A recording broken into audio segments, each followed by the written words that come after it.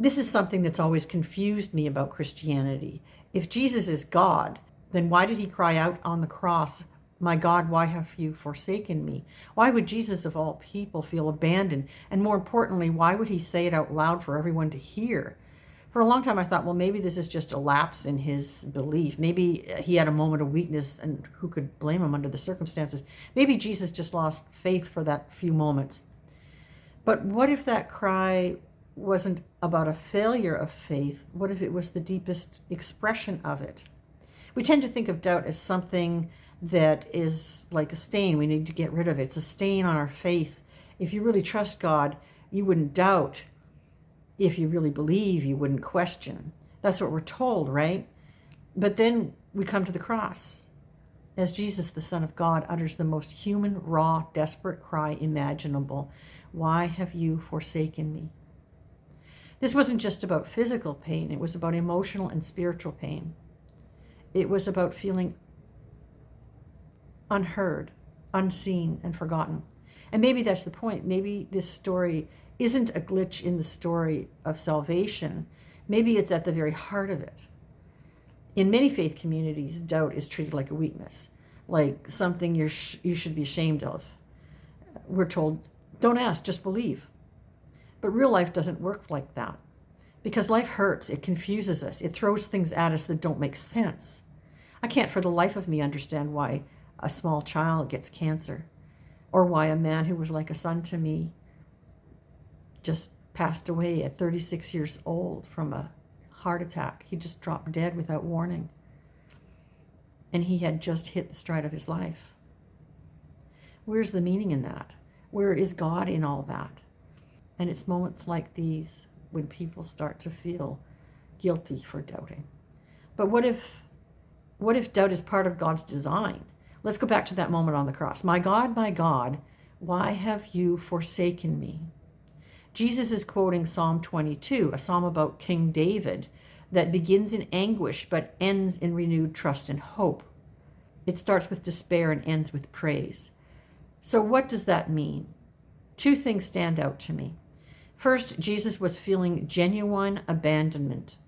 This wasn't a metaphor. He felt distant from God, just like we sometimes do.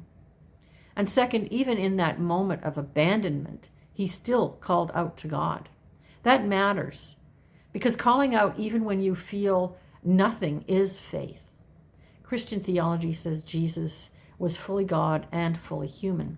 So on the cross, he wasn't play acting human pain. He was living it, feeling it, all of it. The confusion, the fear, the sense that maybe God isn't listening. That silence that feels like a void. The same silence many of us feel when we pray and hear nothing back.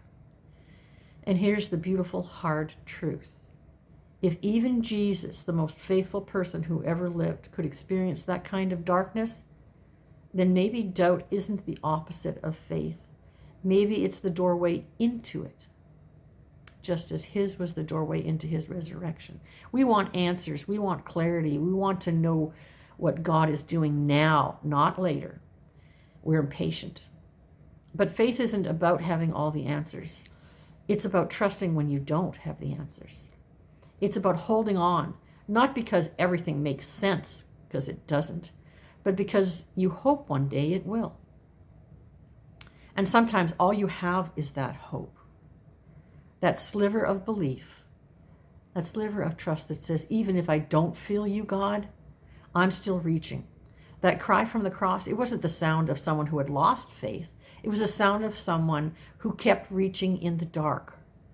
So if you've ever doubted, if you've ever felt abandoned, if you've ever looked at the sky and raged, where are you, God? You're not broken.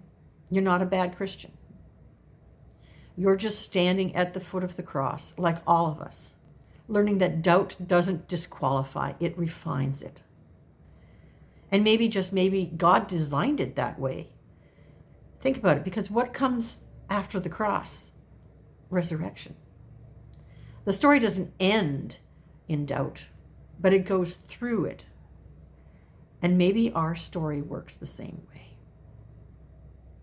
I hope you had a good day, and I hope you have a better tomorrow. If you got something from this video, please like it. It helps the algorithm and helps the channel grow. If you think someone might benefit from this, please do share it with them.